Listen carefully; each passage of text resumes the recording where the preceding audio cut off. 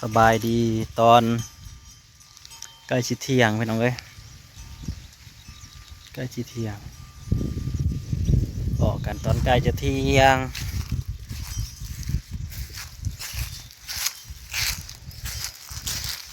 นี่ก็ไล่มาตอบคำถาม FC เนาะที่ถามกันมาก็คือเพิ่นเบิ่งคลิปกันยูทูบเบอร์หลายๆช่องน่ะที่เพิ่นออกรถใหม่นะ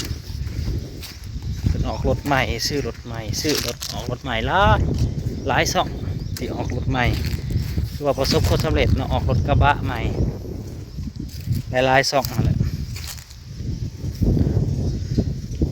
ก็ดีใจนำทุกคนที่ประสบความสำเร็จเนาะการทำคลิปจนได้รถใหม่ได้เฮือนได้บ้านนั่นแหละที่ว่าเพิ่นว่าตามที่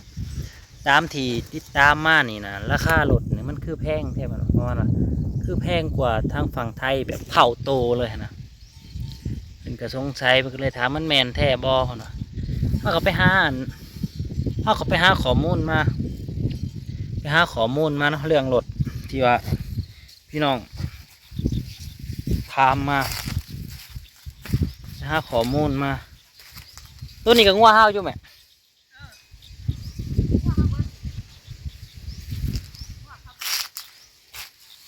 ว่ามันแพงแทบอไปหาตามที่หามาก็คือเมื่อก่อนจะโบแพงบันไดเมื่อก่อนหรือว่า2-3 ปีขึ้นหลังจะโบแพงบันไดแต่รถมันจะมีสองแบบหรือว่าสองชนิดที่แบบว่ารุ่นเดียวกันแต่ว่ามันจะต่างกันรุ่นที่หนึ่งเนาะรุ่นที่หนึ่งมันจะเป็นรถใหญ่พ่วงหรือว่ารถผลิตจากประเทศไทยนำขามาประเทศลาวมาเสียภาษีอยู่ประเทศลาวรุ่นนี้ก็จะถือกว่าลงแต่ว่าการบุถือทำประเทศไทยราคาถือแห้งรถมือสองก็ถือว่าโอเคเลยนะเบิ่งตามเต้นตามแต่ละหม่องแต่ละเต้นแต่ละนั่นเนาะเต้นรถมือสองนะเอากับเบิ่งเห็นลายแบบโอ้ราคาถืออะไรย่อมหาว่าอยู่ไทยนะราคาถืออะไรซัมรีโวซัม4-5 แสนยังแพงอันนี้ก็6 แสนได้คันใหม่ๆนะย่อมหาว่าถืออยู่ไทยถือแต่รีโวอยู่ไทย6 แสนขามมาอยู่ลาวเฮา9 แสนปลายพี่น้องเอ้ยนักหน่วงบ่4 ประตู9 แสนปลายแต่ว่าโมเมนต์ปีสูงได้ปี18-19นี่แหละปี2018 2019 2016 17ก็ยังอยู่ในหลัก9 แสน บาทพี่น้องเอ้ยแหละ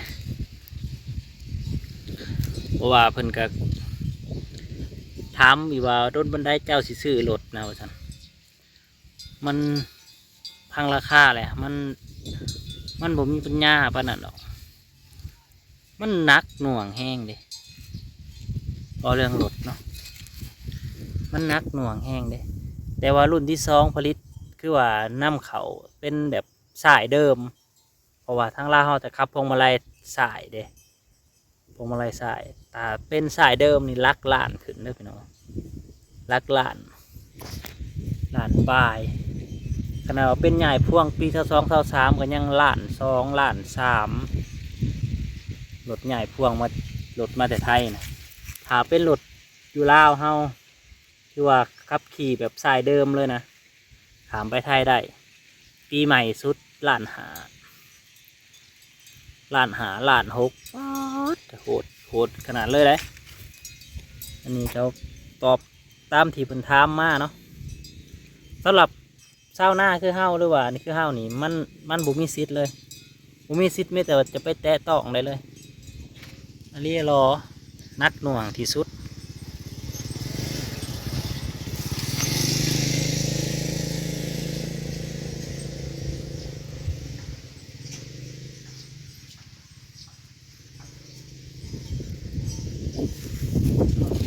ยันงัวผ่านนั่นแหละพี่น้องก็คือส่วนหลายคนลาวที่ได้ขี่คือเขาเจ้าซื้อสดแต่มันจะบ่ได้คอยผ่อนกันบ่ได้คอยผ่อนกันเพราะว่าเงินเดือนมันต่ำเลยเงินเดือนขันต่ำคันเทียบเป็นเงินไทยก็3-4 พันบาท5,000 บาทเท่านี้แหละ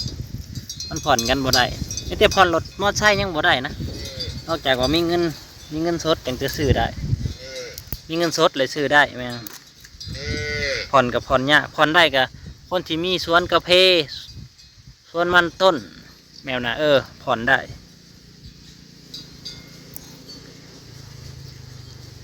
เป็นกว่าล่อติดตามอยู่อยากเห็นบ่าวดาวออกรถใหม่เพื่อนโอ้ไกลหลายไปหน่อยไกลหลายกับคำว่าออกรถใหม่เอางัวลงไปก่อนมึงกันกล้องเขาเขาเจ้าประมาณ2-3 ศอกไหลงัวลงถุงก็ไม่น้อย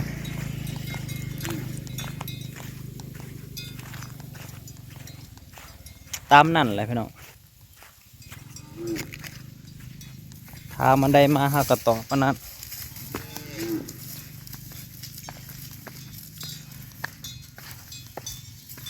มันแบบว่าประเทศถ้ามันบ่ได้ผลิตเองเด้บ่ได้ประกอบเองบ่ได้ผลิตเองมันก็จะแพงแน่เลยว่าเรื่องรถขนาดว่ารถใช้เดิมมันยังนำเข้ามาภาษีก็แพงหลายกับไปทำงานฝั่งไทยหมดละจังว่าได้อีกขับรถได้อันนั้นแถวลาวเขามันเก่าชั่วก็สิบ่ได้ขี่ดอกกันว่าอยู่แถวลาวเขาคนที่ว่ารวยไว้อะไรกับมีเงินไว้กับ YouTube เพจยูทูบเบอร์ส่องดังๆเขาจะแมนจอนเลือกได้รุ่นใดขี่ได้เบิดว่าใส่เวลาบ่โดนก็เจ้าก็เก็บเงินได้ไว้นะคือไปทำงานไทยกับปูไปถืองานดีมีเงินรายได้ดีกับโบเฮิงคือกันโบเฮิงก็ได้นั่นแหละจะเลี้ยงงัวไปหน่อยลีดไปเอาบ่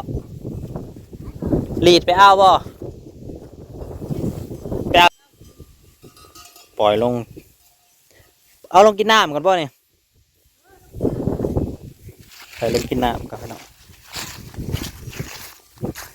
กันตามนั่นแหละพี่น้องเอ้ย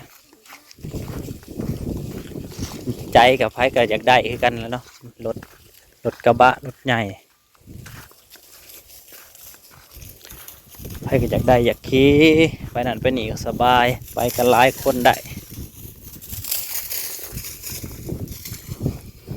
แต่เงินบ่ถึงมันกะบ่ได้คือเก่าแหละต้องสู้กันต่อไปพี่น้องเอ้ยความหวังว่าสักวันมันคือบางคนกระทุบใส่เลยทุบใส่จนได้ขี่ผู้ได้ใจอะไรกระทุบใส่แม่นมีเงินทุบมีอันนั้นใส่พอสู้ได้นะก็สู้ไปลำห้าวขั้นเมนบ่เฮ็ดบ้านบ่ทำบ้านกับบ่สร้างบ้านก็ได้ขี่น้ำหมูอยู่ดอกแต่ว่ามันบ่มีบนอยู่บนเศร้าหันติก็เลยเลือกเอาบนอยู่บนเศร้าสักก่อน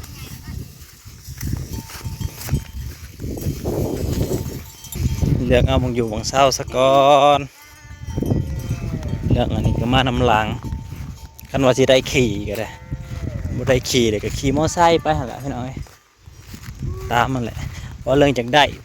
ทุกคนก็มีความฝันเบิดหั่นล่ะมีค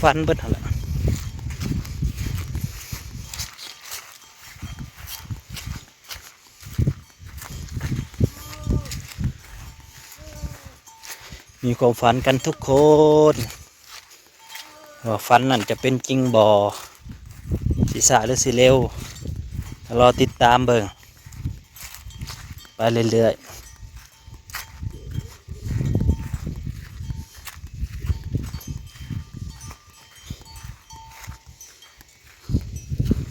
ไปกินน้ำไปลงไปกินน้ำไปกินน้ำเร็ว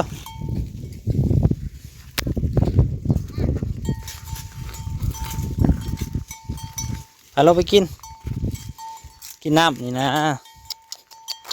คือบ่ลงซะ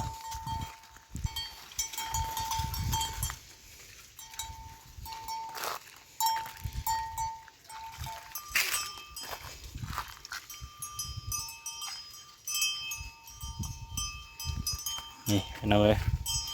ฝนตกมาน้ำหัวยังเต็ม น้ำหัวยังเต็มที่แค่นั้นแล้วมันสิลงมาน้ำหลังมันสิลง